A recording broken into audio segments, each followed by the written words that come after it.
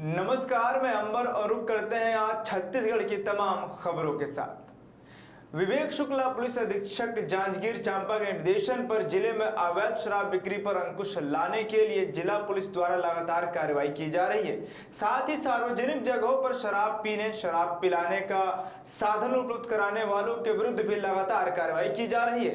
1 जनवरी से 31 मार्च 2024 तक 4650.81 लीटर अवैध कच्ची महुआ, देसी प्लेन, अंग्रेजी शराब बरामद करके कुल 524 आरोपियों के विरुद्ध आबकारी एक्ट के तहत अपराध पंजीबद्ध किया गया है।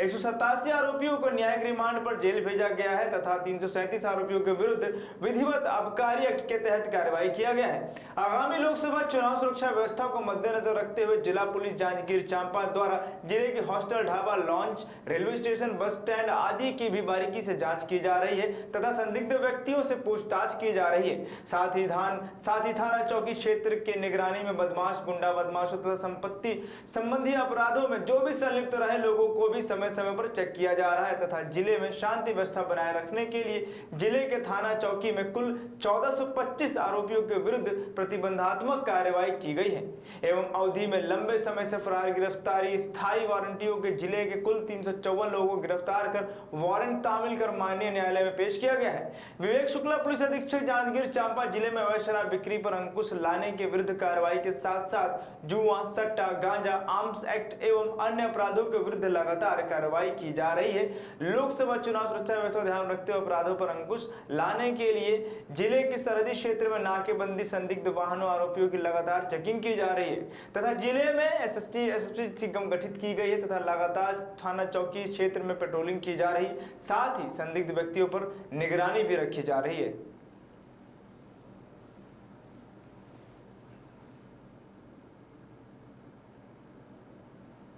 लोकसभा चुनाव तैयारी को लेकर भाजपा के बाद अब कांग्रेस भी कमर कस चुकी है।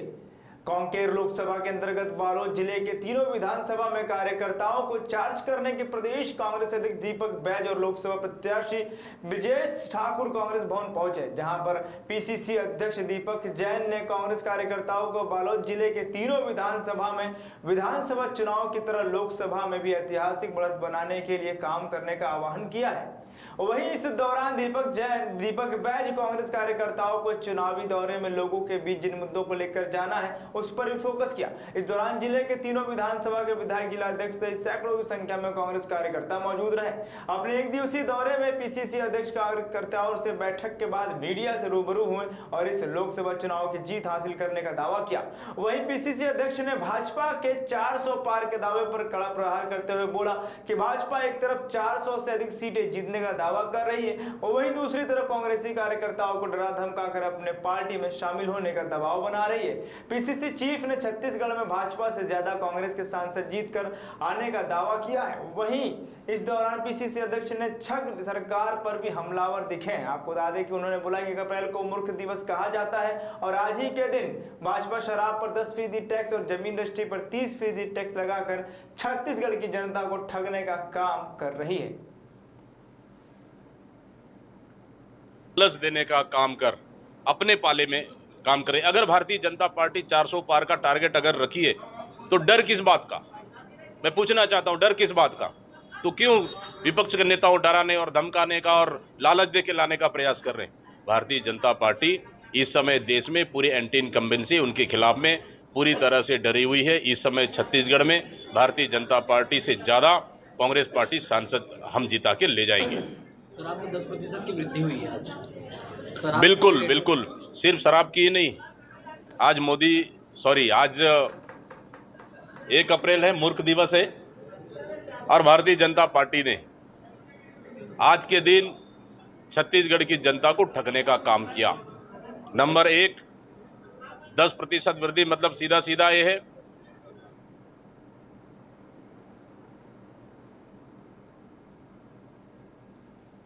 जांजगीर चांपा जिले के चांपा डिवीजन, अलकतरा डिवीजन व शक्ति डिवीजन में आने वाले 3311 केवी के सब स्टेशन ऑपरेटरों का 3 माह वेतन और 6 माह का बोनस नहीं मिलने से घर चलाने में समस्या हो रही है, जिसके कारण वो कर्ज लेकर अपने परिवार को चलाने के लिए मजबूर है। इन सब स्टेशनों का ठेका जेबी इंटरप्राइजेस पुणे को मिला है।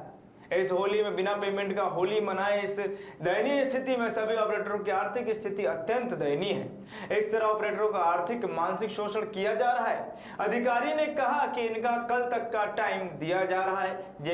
जेबी जो है एंटरप्राइजेस पूरे ठेका कंपनी से बात करके निदान दिलवाया जाएगा।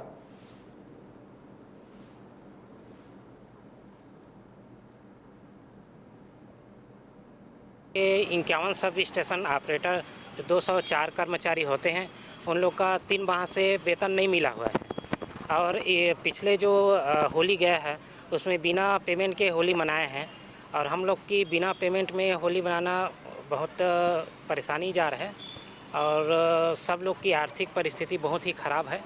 इसमें 33/11 के भी सब स्टेशन ऑपरेटर का ठेका JBS इंटरप्राइजेस पूरे अभी ये बात मेरे सामने अभी आई है और इससे पहले मेरे सामने ये बात नहीं आई थी, तो उनको मैं अभी कल तक का टाइम दिया हूँ और जो कंपनी है इसकी ठेका कंपनी, उनसे बात करके इसका निदान निकलवाया जाएगा। मेरे सामने तो अभी आपके सामने वो लोग बैठे थे, उनसे मैंने भी कहा कि आप लोगों ने कभी मेरे सामने ऐसी कोई आज तक ये बात नहीं पहुँचाई, ये फर्स्ट टाइम मेरे सामने ये बात आई है और इसका निदान जरूर निकाला जाएगा और जो नियमानुसार कार्रवाई है वो भी कार्रवाई भी की जाएगी।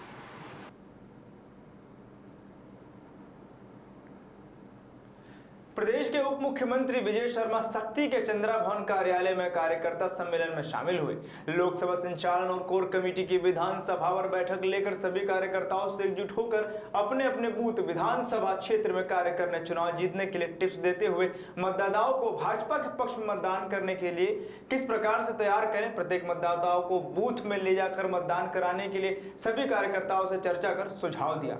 उप मुख्यमंत्री विजय शर्मा पत्रकारों से चर्चा करते हुए कहा कि लोकसभा चुनाव के लिए हम तैयार हैं। मतदाताओं तक पहुंचकर केंद्र और राज्य सरकार की योजनाओं की जानकारी हमने जमीनी स्तर से लेकर बूथ लेवल विधानसभा पोलिंग सभी कार्यकर्ताओं तक बताया है और वो सजग हैं और अब की बार छत्तीसगढ़ में 11 की 11 सीट जीतकर भाजपा की झोली में जाएंगी और फिर भी मोदी जी प्रधानमंत्री बनेंगे।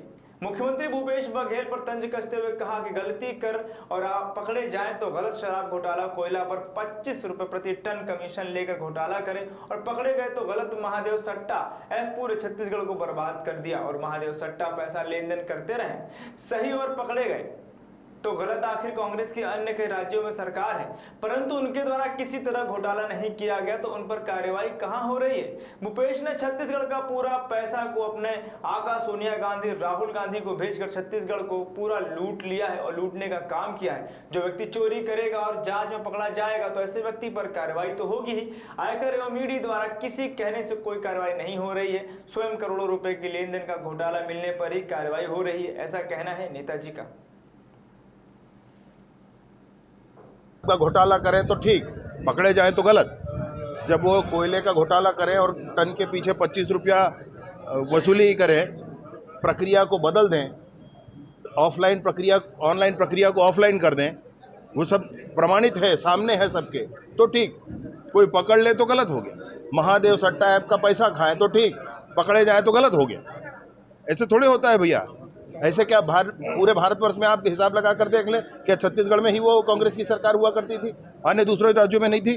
तमिलनाडु में किसकी सरकार है, आंध्र प्रदेश में किसकी सरकार है, केरल में किसकी सरकार है? वहाँ तो किसी ने कुछ नहीं किया। भाई गलती करोगे तो पकड़े ना जाओगे।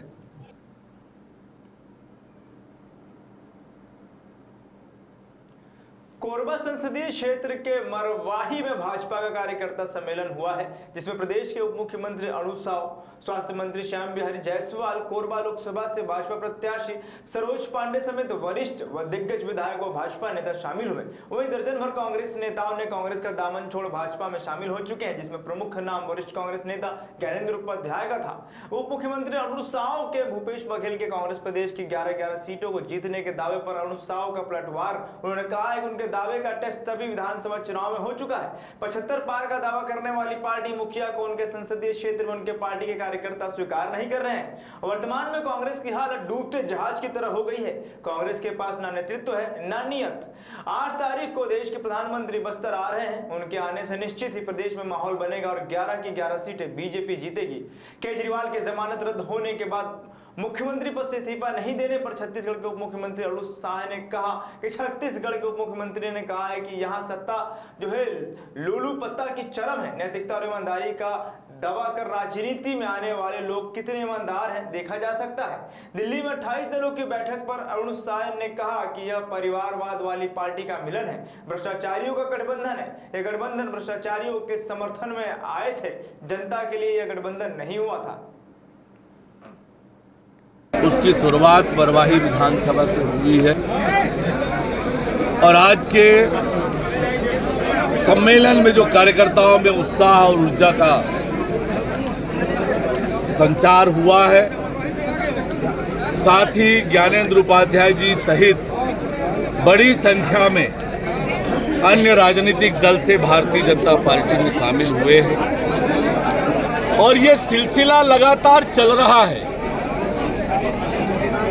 ये बताता है कि आज देश में प्रधानमंत्री माननीय नरेंद्र मोदी जी की कितनी लोकप्रियता है।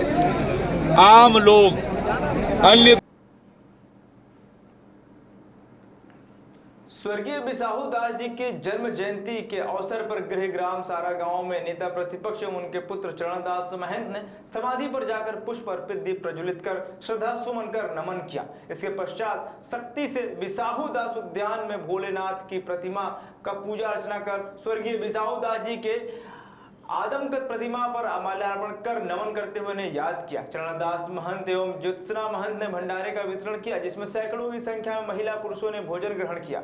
चरणदास महंत ने कहा कि आज मैं जो हूं अपने पिता का आशीर्वाद और उनके दिखाए हुए मार्ग पर चलकर बन पाया हूं। माता पिता के चरणों में नमन करना चाहिए, उनका आशीर्वाद हमेशा मिलता रहे, इसलिए मैं अपने पिताजी की जन्म जयंती पर जो है श्रद्धा सुमन अर्पित करते हुए नमन कर आशीर्वाद प्राप्त करता हूं। इस अवसर पर जिला कांग्रेस कमेटी अध्यक्ष त्रिलोकचंद जायसवाल, नगर पालिका अध्यक्ष श्रीमती सुषमा जायसवाल सहित नगर के गणमान्य नागरिक, कांग्रेस कार्यकर्ता, जनप्रतिनिधि उपस्थित थे।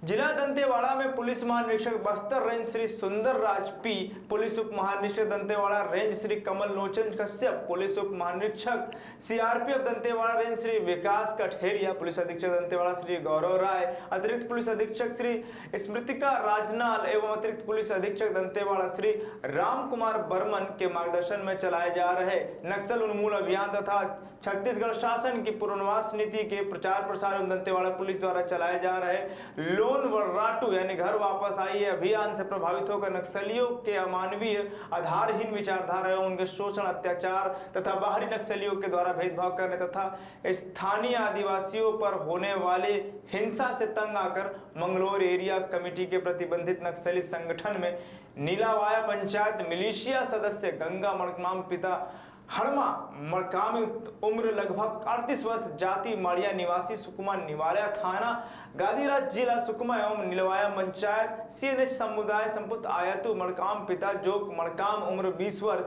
जाति माड़िया निवासी, नीलवाया मल्लापारा थाना अरनपुरा जिला दंतेवाड़ा ने दिनांक 2/4/2024 को पुलिस उप महानिरीक्षक दंतेवाड़ा रेंज श्री कमल लोचन कश्यप, पुलिस उप महानिरीक्षक सीआरपीएफ दंतेवाड़ा रेंज श्री विकास कठेरिया, पुलिस अधीक्षक दंतेवाड़ा श्री गौरव राय, कमांडेंट श्री नीरज यादव 111 वाहिनी सीआरपीएफ, द्वितीय कमान अधिकारी श्री विवेक सिंह 111 वाहिनी सीआरपीएफ, अतिरिक्त पुलिस अधीक्षक श्री स्मृतिका राजनला एवं अतिरिक्त पुलिस अधीक्षक दंतेवाड़ा श्री राम कुमार बर्मन के समक्ष डीआरजी कार्यालय दंतेवाड़ा में आत्मसमर्पण किया।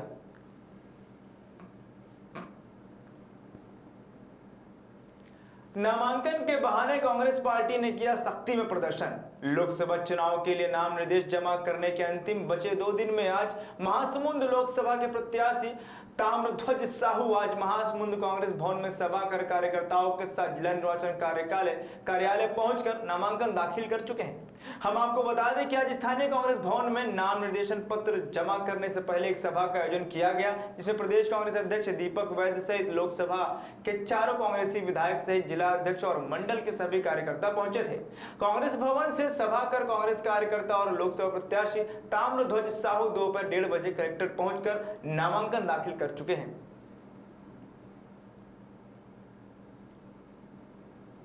ईवीएम नुकसान तो पहुंचाता है, ये भी हम लोग मानकर चल रहे हैं, क्योंकि जिस ढंग से अभी तक के परिणाम पिछले चुनावों में आए, लेकिन हर जगह वो लोग करते हैं ऐसा नहीं लगता। कुछ ना कुछ जो जगहों पे, ज़्यादा से ज़्यादा जगहों पे करते हैं, कुछ छोड़ते हैं। हो सकता है महासमुंद बच जाए। महासमुंद की जनता जीतने के बाद हम उनके बीच आएंगे, लोगों से मिलेंगे, चर्चा करेंगे, जो समस्याएं बताएंगे, चाहे वो रेलवे की बात हो, सड़कों की बात हो, सिंचाई सुविधा की बात हो।